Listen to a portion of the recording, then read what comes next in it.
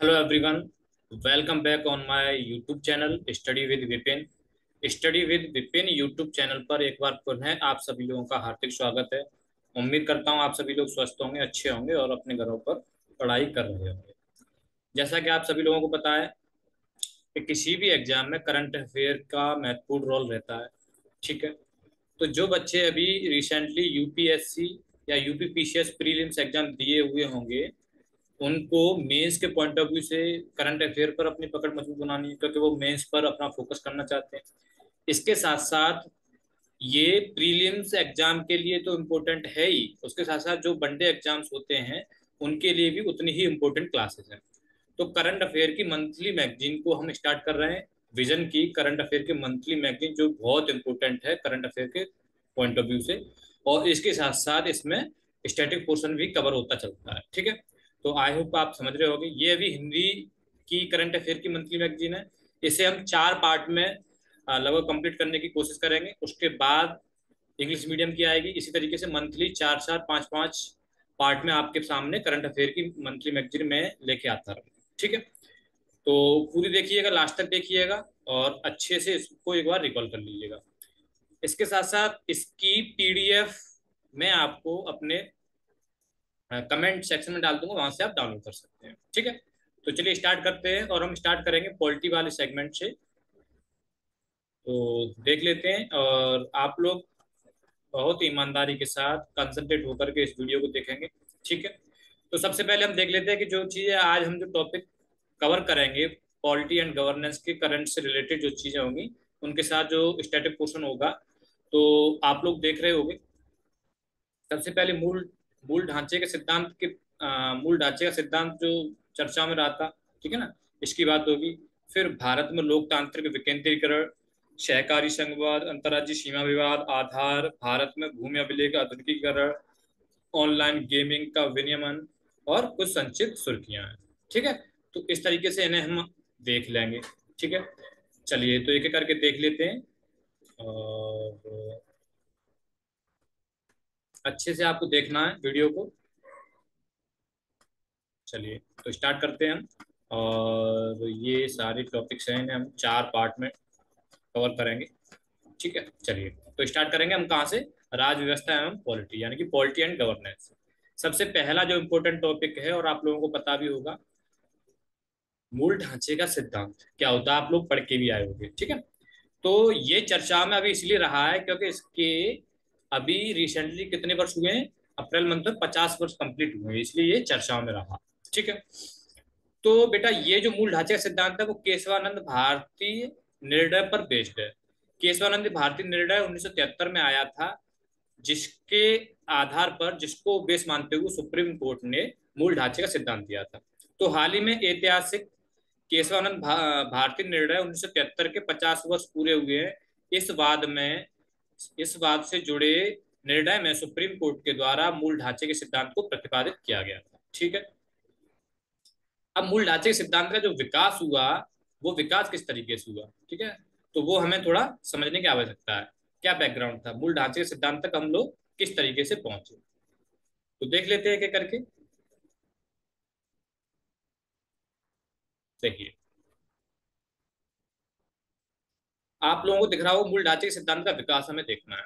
तो सबसे पहले क्या हुआ था कि 1950 में ए के गोपालन वाद, 1952 में आपका शंकरी प्रसाद वाद आया और 1965 में सज्जन सिंह, इन लोगों ने मुद्दे उठाए थे। ठीक है ना, तो तीनों ही मामलों में 1950 के ए के गोपालन केस में, 1951 के शंकरी प्रसाद केस में, 1951 के शंकरी प्रसाद केस में और 1965 के सज्जन सिंह केस में। ठीक है, इन तीनों में ही सुप्रीम कोर्ट ने यह माना था, इन तीनों में सुप्रीम कोर्ट ने क्या माना था कि आर्टिकल 368 के तहत संसद को यह शक्ति दी गई है कि वह मूल अधिकारों सहित संविधान को किसी भी भाग में संशोधन कर सकती है।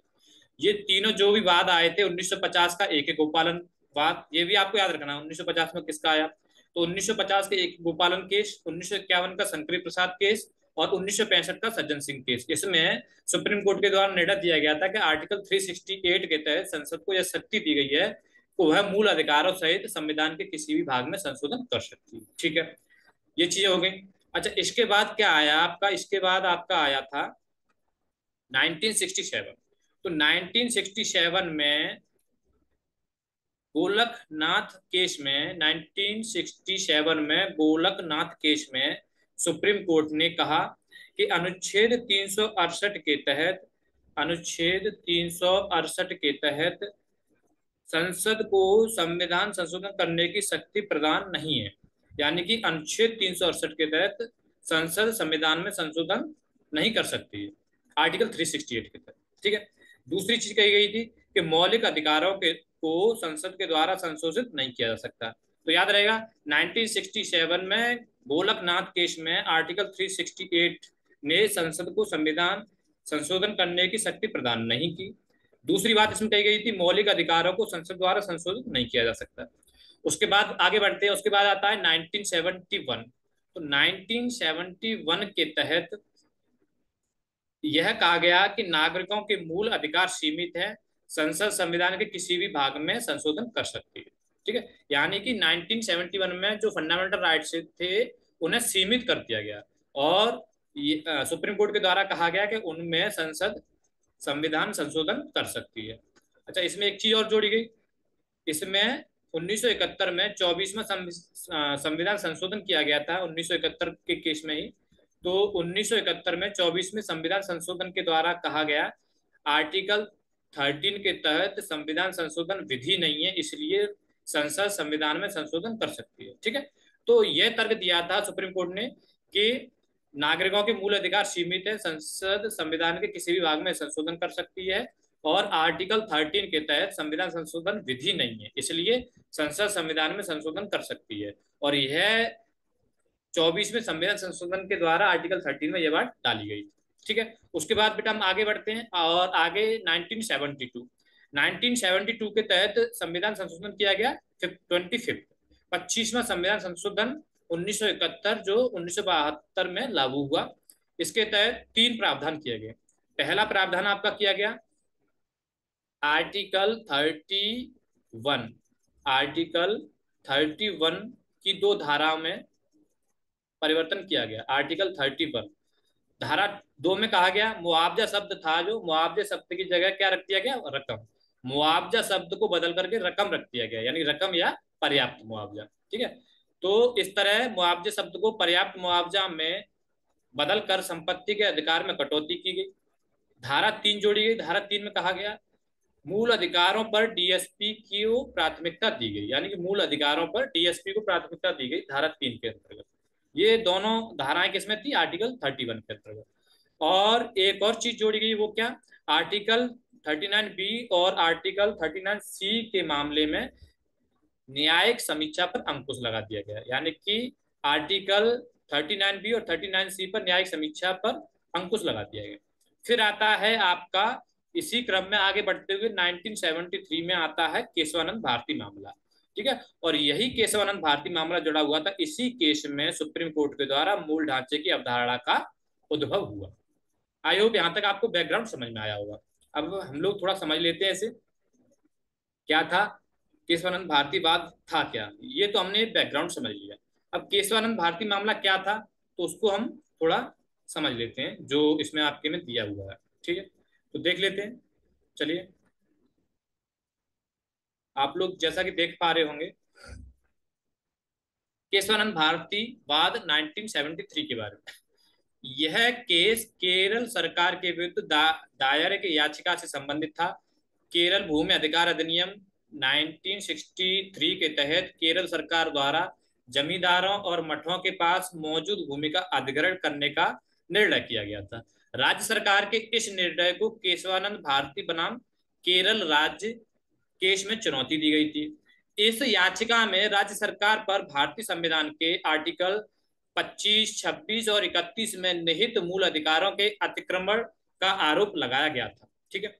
दूसरा पॉइंट इसमें कहा गया इस केस की सुनवाई 13 न्यायाधीशों की एक पीठ के द्वारा किया गया था, और यह सुप्रीम कोर्ट में गठित अब तक की सबसे बड़ी पीठ है केशवानंद भारती मामले की। इसके बाद इसके क्या निष्कर्ष निकले, तो निष्कर्ष देखते हैं। मूल ढांचे के सिद्धांत को प्रतिपादित किया गया 1973 में जो निष्कर्ष निकला। सुप्रीम कोर्ट ने अपने निर्णय में 24वें संविधान संशोधन की वैधता को बरकरार रखा था।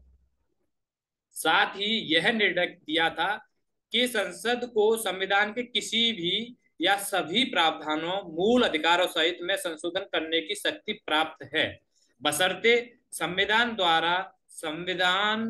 संशोधन द्वारा संविधान की मूलभूत विशेषताओं या मूल सिद्धांतों में परिवर्तन या उसकी क्षति अथवा लोप नहीं होना चाहिए। यानी कि संसद संविधान में संशोधन कर सकती है, बशर्ते संविधान की मूलभूत जो विशेषताएं हैं, जो मूलभूत विशेषताएं, उनमें किसी भी तरीके की कोई क्षति नहीं पहुंचनी चाहिए। ये शर्त रखी गई थी और इसी के बेस पर क्या आपका निकल के आता है, मूल ढांचे का सिद्धांत। ठीक है, तो ये चीजें हमने आपको दिखाई। आगे बढ़ते हैं, ये चीजें आप थोड़ा लिंक करते हुए चलेंगे, मेंस में लिखने के लिए बहुत जरूरी है। तो इसके बाद देखिएगा क्या कहा गया। इसके बाद आप लोग देख पा रहे होंगे, गोलकनाथ के निर्णय को पलट दिया गया था। इस केस में गोलकनाथ के निर्णय को पलट दिया गया था। सुप्रीम कोर्ट ने निर्णय दिया कि आर्टिकल 368 में संविधान में संशोधन करने की शक्ति और प्रक्रिया दोनों शामिल हैं। साथ ही संसद की संविधान संशोधन करने की ये शक्तियां एवं विधायी शक्तियां अलग अलग हैं।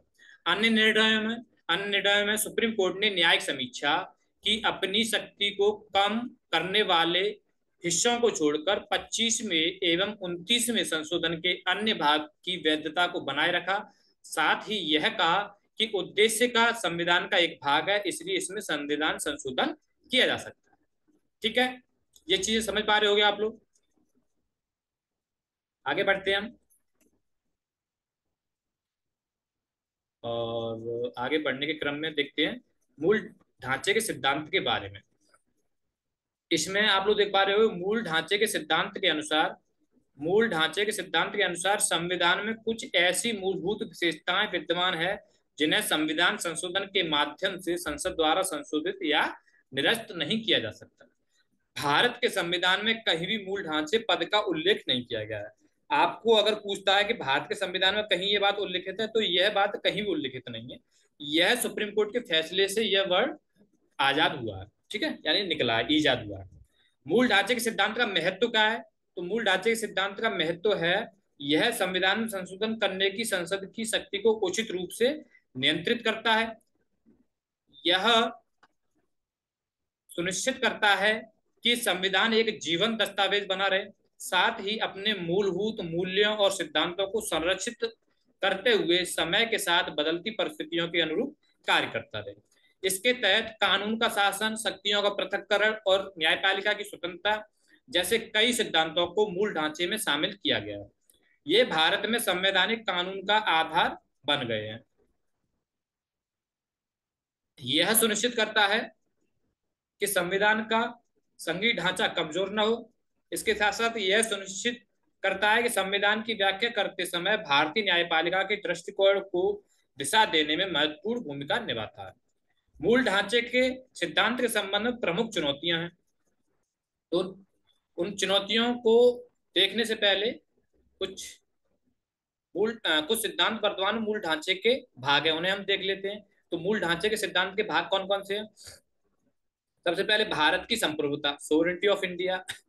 ठीक है, नागरिकों की व्यक्तिगत स्वतंत्रता की सुरक्षा, कल्याणकारी राज्य का निर्माण, संविधान की सर्वोच्चता, गणतांत्रिक और लोकतांत्रिक सरकार, संविधान का पंथ निरपेक्ष और संघीय स्वरूप, विधायिका, कार्यपालिका और न्यायपालिका के बीच शक्तियों का पृथक्करण, राष्ट्र की एकता और अखंडता, न्यायिक समीक्षा का अधिकार, मौलिक अधिकारों और राज्य के नीति निर्देशक तत्वों के बीच सामंजस्य व संतुलन आदि। ये सभी इन पॉइंट से रिलेटेड अगर कोई ऑप्शन आता है तो आप इनको मूल ढांचे के अंतर्गत लगाएंगे। ठीक है, इसके साथ आपको देखना है कि मूल ढांचे के सिद्धांत का इस्तेमाल एवं समय के साथ साथ किस तरीके से इसका विकास हुआ। तो 1975 में इंदिरा गांधी बनाम राजनारायण केस आया। ठीक है, 1975 में। इस केस में सुप्रीम कोर्ट ने पहली बार मूल ढांचे के सिद्धांत को लागू करते हुए 39वें संविधान संशोधन 1975 को अमान्य घोषित कर दिया था। ध्यातव्य है कि 39वें संविधान संशोधन अधिनियम के तहत प्रधानमंत्री और लोकसभा अध्यक्ष से जुड़े चुनावी विवादों को न्यायिक समीक्षा से बाहर रखा गया था। फिर आता है आपका 1980। इसमें क्या है, मिनर्वा मिल्स केस 1980। इसमें संविधान में संशोधन करने की अपनी शक्ति का इस्तेमाल कर संविधान की मूल संरचना को नुकसान या क्षति नहीं पहुंचाई जा सकती। यह 1980 में मिनर्वा मिल्स केस में कहा गया। इसके बाद आता है आपका 1981।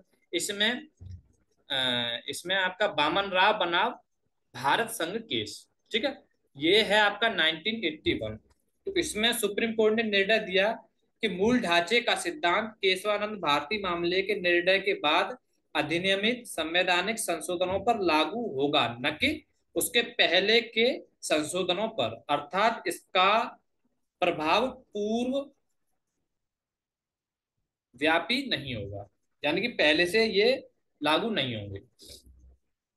1992 में 1992 क्योतो होलोहन बनाम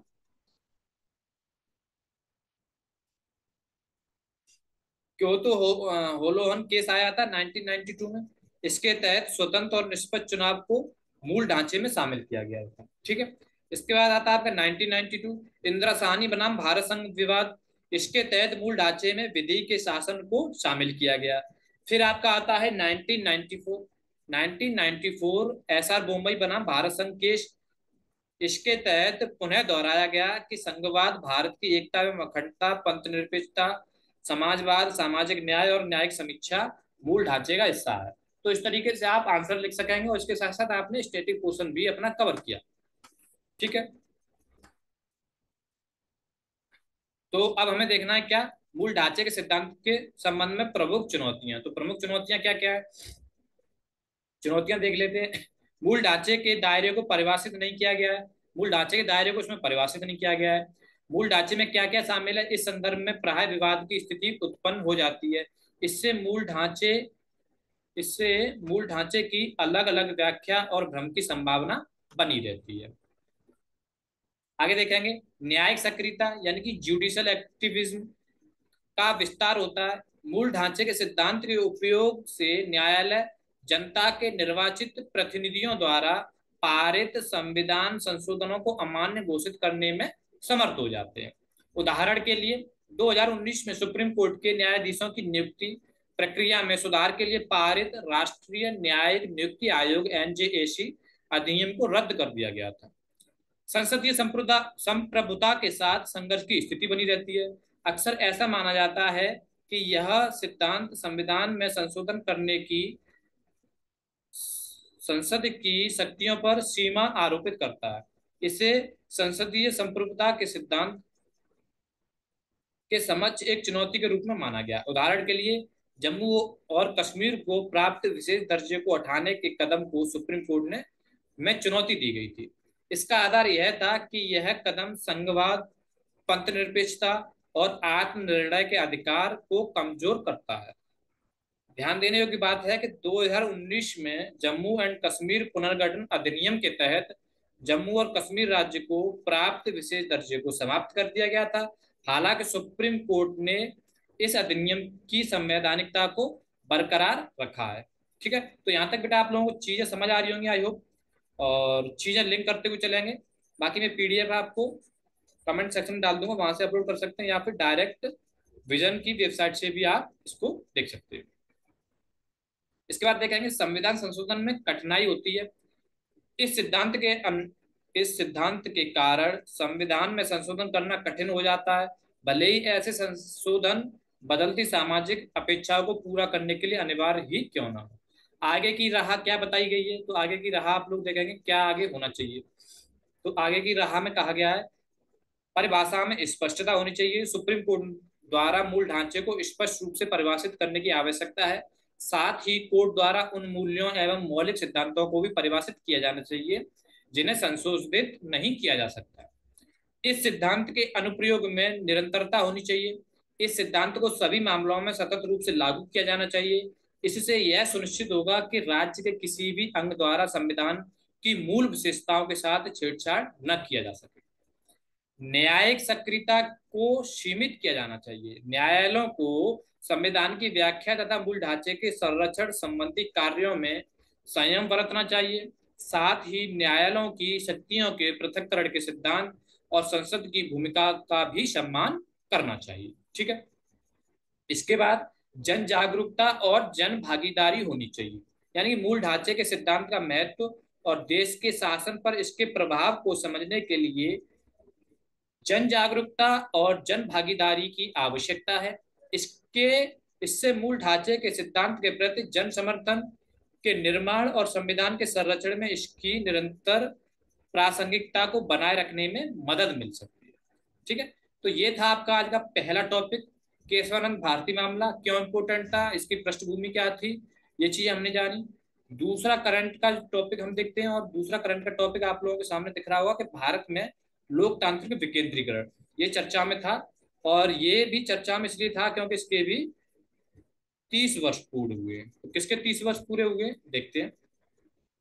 देखिए, भारत में लोकतांत्रिक विकेंद्रीकरण ये चर्चा में क्यों आया, सुर्खियों में इसलिए है वर्ष 2023 में भारतीय संविधान के 73वें और 74वें संशोधनों के 30 वर्ष पूरे हो गए।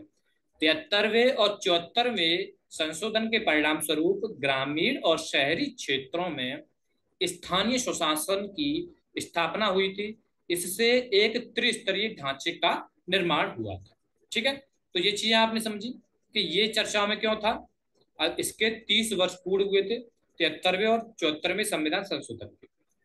73वें और 74वां संविधान संशोधन था क्या, तो उन्हें हम थोड़ा देख लेते हैं।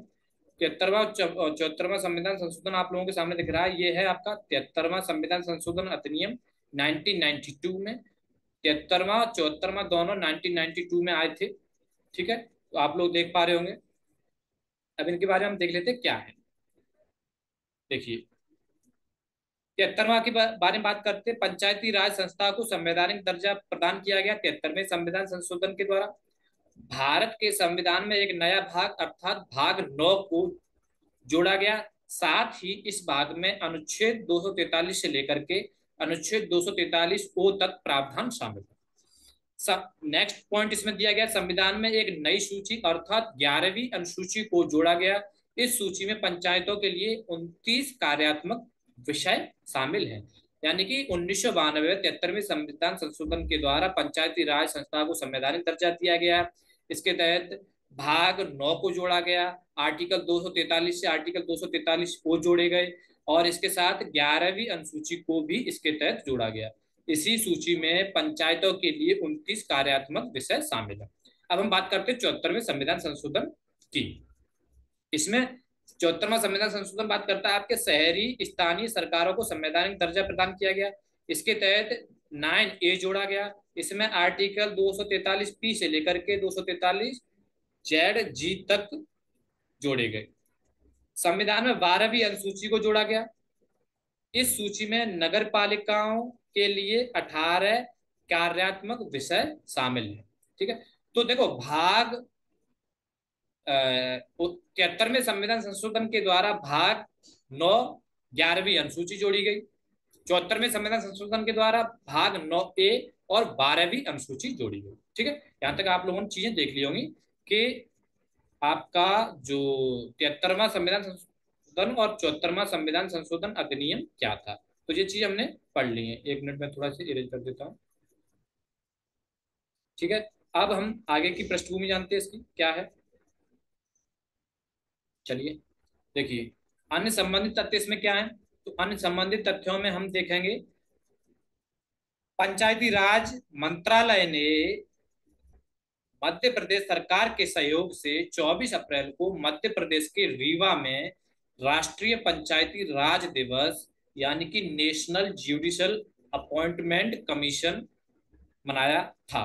ठीक है। यानी कि मध्य प्रदेश के रीवा में राष्ट्रीय पंचायती राज दिवस 24 अप्रैल को मध्य प्रदेश सरकार के सहयोग के साथ पंचायती राज मंत्रालय ने मनाया।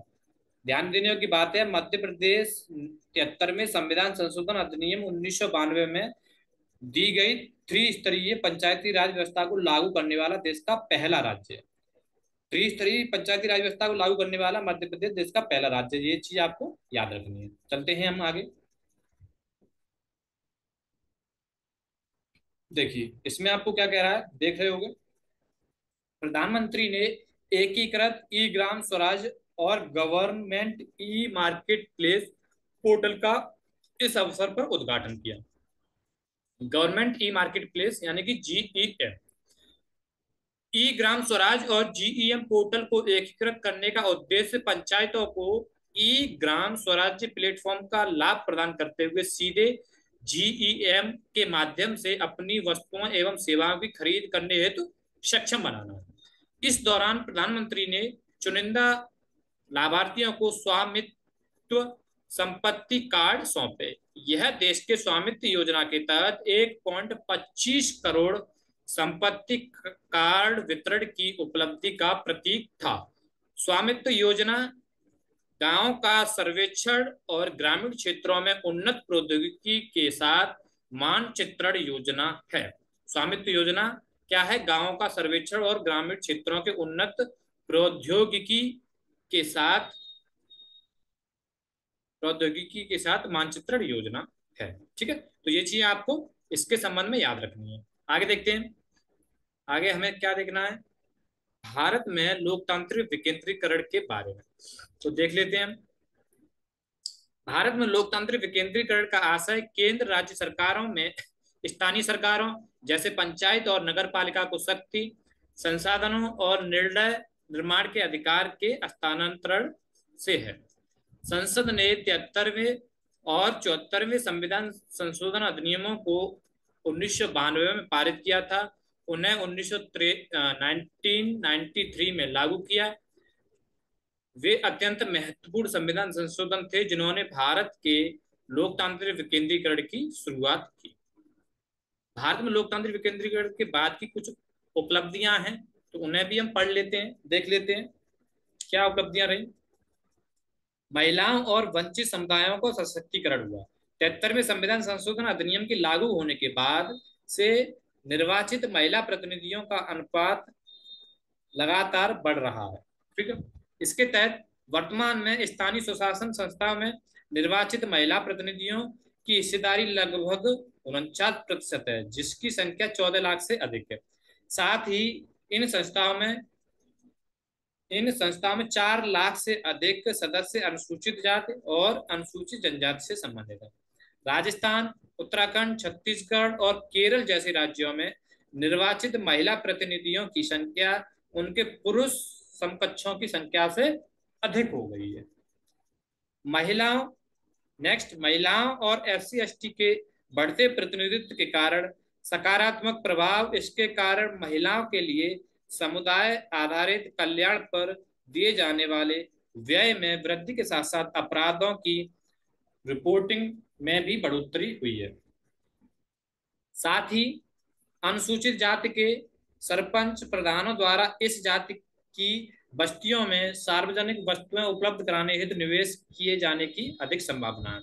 इससे भारत के पूर्ण रूप से पृथक राज्यों में एक उल्लेखनीय परिवर्तन हो सकता है। आगे देखेंगे, राज्यों के बीच स्वस्थ प्रतिस्पर्धा देखने को मिलती है। राज्यों के बीच स्वस्थ प्रतिस्पर्धा इन अधिनियमों के कारण श्रम कार्यों और पदाधिकारियों के हस्तांतरण के संबंध में अलग अलग राज्यों के बीच स्वस्थ प्रतिस्पर्धा उत्पन्न हुई है। उदाहरण के लिए केरल में 29 कार्यों को पंचायतों को हस्तांतरित कर दिया गया है। बिहार में पंचायत सरकार के विचार को प्रतिपादित किया और विविध राज्यों जैसे उड़ीसा में स्थानीय निकायों में महिलाओं के लिए आरक्षण की सीमा को 50% तक बढ़ा दिया गया है। तो इस तरीके से लोकतांत्रिक विकेंद्रीकरण से ये चीजें सशक्तिकरण हुआ है, जैसा कि आप लोग देख पाए। चलते हैं हम आगे, अब देखेंगे लोकतांत्रिक विकेंद्रीकरण के समक्ष चुनौतियां क्या क्या, तो देख लेते हैं। लोकतांत्रिक विकेंद्रीकरण के समक्ष चुनौतियां, सीमित शक्तियां और संसाधन, पंचायती राज संस्थाओं PRIS और नगरीय स्थानीय निकायों ULBS को शिक्षा, स्वास्थ्य एवं पुलिसिंग जैसे प्रमुख क्षेत्रों में कोई नियंत्रण प्राप्त नहीं होता है। साथ ही ये केंद्र और राज्य सरकार के अनुदानों पर निर्भर होते हैं। इससे विकास योजनाओं को स्वतंत्र रूप से क्रियान्वित करने की उनकी क्षमता बाधित होती है। आर्थिक असमानताएं, कुछ राज्यों और जिलों के पास अन्य की तुलना में बेहतर संसाधन व अवसंरचनाएं उपलब्ध होती हैं, इससे असमान विकास को बढ़ावा मिलता है। नौकरशाही से संबंधित बाधाएं, पीआरआईएस यानी कि पंचायती राज इंस्टीट्यूट और अर्बन क्या कहते हैं यूएलबीएस नगरीय स्थानीय निकाय को अपनी योजनाओं व परियोजनाओं को क्रियान्वित करने में नौकरशाही से संबंधित बाधाओं का सामना करना पड़ता है। इन बाधाओं में अनुमोदन में विलंब, अदक्ष कार्यान्वयन और भ्रष्टाचार शामिल है। तो ये कुछ चीजें हमें देख लेनी है। ठीक है, ये सारी चुनौतियां हैं। अच्छा, राजनीतिक इच्छा शक्ति की कमी होती है। नियंत्रण खोने के भय में केंद्र और राज्य सरकारें प्राय सत्ता एवं शक्तियों के प्रभावी हस्तांतरण के लिए इच्छुक नहीं होती हैं। देख लेते हैं भारत में लोकतांत्रिक विकेंद्रीकरण का महत्व क्या है। स्थानीय समुदायों को सशक्त बनाना, लोकतंत्र को मजबूत करता है, समावेशी विकास को बढ़ावा देता है, वंचित समुदायों को अधिक प्रतिनिधित्व देता है, सार्वजनिक सेवा वितरण को दक्ष एवं प्रभावी बनाता है। तो ये लोकतांत्रिक विकेंद्रीकरण के आपको महत्व देखने थे। ठीक है, चलिए आगे बढ़ते हैं।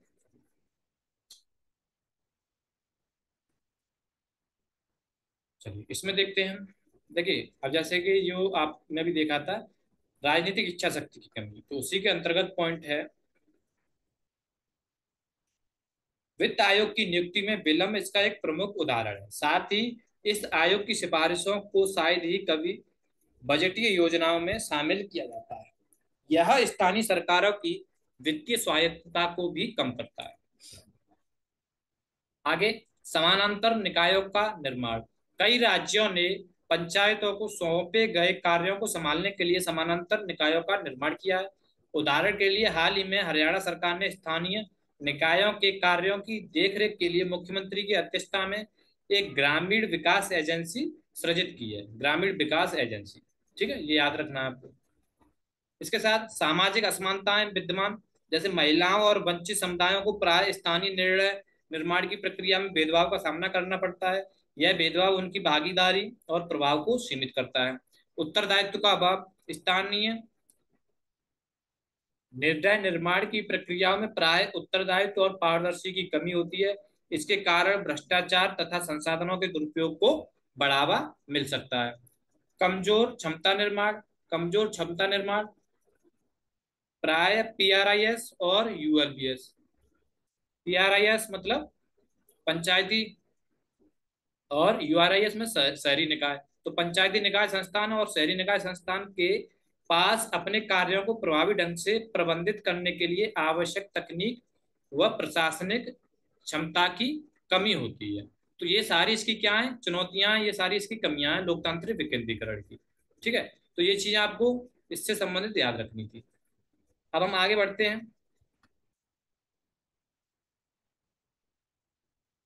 भारत में पंचायती राज संस्थाओं को मजबूत करने के लिए कुछ कदम उठाए गए हैं। तो वो कौन कौन से कदम उठाए गए देख लेते हैं हम। राष्ट्रीय ग्राम स्वराज्य अभियान, इसे स्थानीय विकास की जरूरतों के प्रति पीआरआईएस को अधिक उत्तरदायी बनाने तथा उसकी क्षमताओं के विकसित और मजबूत करने हेतु शुरू किया गया है।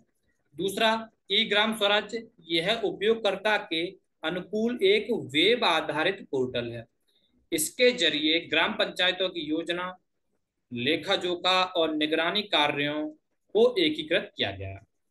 तीसरा, सबकी योजना सबका विकास जन योजना अभियान, इस इसे देश भर में ग्राम पंचायत विकास योजनाओं को तैयार करने के लिए शुरू किया गया है। इन योजनाओं को एक वेबसाइट पर उपलब्ध कराया जाता है जहां कोई भी सरकार की प्रमुख योजनाओं की स्थिति देख सकता है। ठीक है, इसके साथ पिछड़ा क्षेत्र अनुदान, पिछड़ा क्षेत्र अनुदान निधि, इसके तहत क्या किया गया है। पिछड़ा क्षेत्र अनुदान निधि के तहत, इसके तहत कुछ चिन्हित पिछड़े क्षेत्र जिलों में स्थानीय स्तर पर बुनियादी ढांचे और अन्य विकास आवश्यकताओं में विद्यमान कमियों को दूर करने के लिए फंड दिए जाते हैं। राष्ट्रीय ग्रामीण विकास एवं पंचायती राज संस्थान, यह केंद्रीय ग्रामीण विकास मंत्रालय के तहत एक स्वायत्त संगठन है। यह संस्थान ग्रामीण विकास से जुड़े अधिकारियों, पीआरआईएस के निर्वाचित प्रतिनिधियों, बैंकरों, गैर सरकारी संगठनों और अन्य हितधारकों की क्षमता निर्माण का कार्य करता है। ठीक है, तो ये कुछ चीजें आपको इसके संबंध में पता होनी चाहिए। आगे और भी क्या प्रावधान किए गए? राष्ट्रीय पंचायत पुरस्कार, इसके तहत अलग अलग मानदंडों और संकेतकों के आधार पर सर्वश्रेष्ठ प्रदर्शन करने वाली पंचायतों का चयन कर उन्हें अवार्ड दिया जाता है। स्वामित्व योजना, स्वामित्व योजना के तहत इसका उद्देश्य गांव में अपने घरों के मालिकों को संपत्ति कार्ड जारी कर उन्हें रिकॉर्ड ऑफ राइट्स, संपत्ति अधिकार अभिलेख प्रदान करता है। इस प्रकार यह भूमि के स्वामित्व के मामले में सटीक डेटा उपलब्ध कराकर पीआरआईएस को सशक्त बनाने का काम करता है। अब इसमें आगे की राह क्या है? तो आगे की राह हम देख लेते हैं। ये कुछ प्रावधान किए गए थे सशक्त बनाने के लिए। आगे की राह इसमें क्या है? तो आगे की राह ये पूरी तरीके से अब मेंस ओरिएंटेड है। जो भी बच्चे मेंस की तैयारी कर रहे हैं उन्हें ये अच्छे से देखना है। उसके साथ साथ इसमें जो भी डेटा फैक्ट है वो आप प्रीलिम्स के लिए भी इंपॉर्टेंट है, तो वो भी आप ध्यान में रखने। ठीक है, आगे की राह इसमें क्या है? वित्तीय हस्तांतरण को मजबूत करना। इस लक्ष्य को वित्त आयोग के धन वित्त आयोगों से धन के अधिक आवंटन के माध्यम से और वित्त पोषण के नवीन स्रोतों जैसे नगर पालिका बॉन्ड आदि का उपयोग करके प्राप्त किया जा सकता है। क्षमता निर्माण और प्रशिक्षण, पंचायती राज संस्थाओं के निर्वाचित प्रतिनिधियों और अधिकारियों का निरंतर क्षमता निर्माण करने एवं उन्हें प्रशिक्षण प्रदान करने की आवश्यकता है। इसे राष्ट्रीय ग्रामीण विकास एवं पंचायती राज संस्थान जैसे समर्पित प्रशिक्षण केंद्रों की स्थापना करने और क्षेत्रीय भाषा में प्रशिक्षण मॉड्यूल विकसित करके प्राप्त किया जा सकता है। कानून के माध्यम से पंचायती राज संस्थाओं को सशक्त बनाना, यह सहभागिता पूर्ण योजना निर्माण, बजट और योजनाओं के सार्वजनिक प्रकटीकरण तथा निर्णय निर्माण की प्रक्रिया में नागरिकों की अधिकतम भागीदारी के माध्यम से संभव हो सकता है। प्रौद्योगिकी का लाभ उठाना, ऑनलाइन पोर्टल और मोबाइल एप्लीकेशन जैसे ई गवर्नेंस प्लेटफॉर्म का कुशल कार्यान्वयन करना चाहिए। साथ ही इसके संबंध में जागरूकता का प्रसार करना चाहिए। ये प्लेटफॉर्म नागरिकों को पीआरआईएस के साथ परस्पर संपर्क स्थापित करने और सूचना तक पहुंच प्राप्त करने में सक्षम बनाते हैं। महिलाओं की भूमिका को मजबूत करना, आगे की राह में महिलाओं की भूमिका को मजबूत करने की भी बात कही गई है। तो इसमें क्या कहा गया है एक बार देख लेते हैं। चलिए, तो इसमें बेटा क्या कहा गया? इसमें कहा गया है आपसे, एक संसदीय पैनल ने अपनी रिपोर्ट में सरपंच पति और प्रधान पति की प्रचलित अवधारणाओं को रोकने की मांग की थी।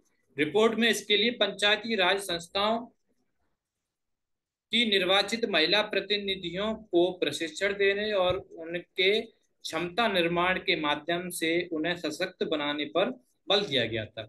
सरपंच पति या प्रधान पति पद निर्वाचित महिला सरपंचों के लिए पॉक्सी के रूप में कार्य करने वाले उनके पति को संदर्भित करता है। ठीक है, तो ये कुछ आगे की राह है। आगे बढ़ते हैं, हम देखेंगे सहकारी संघवाद।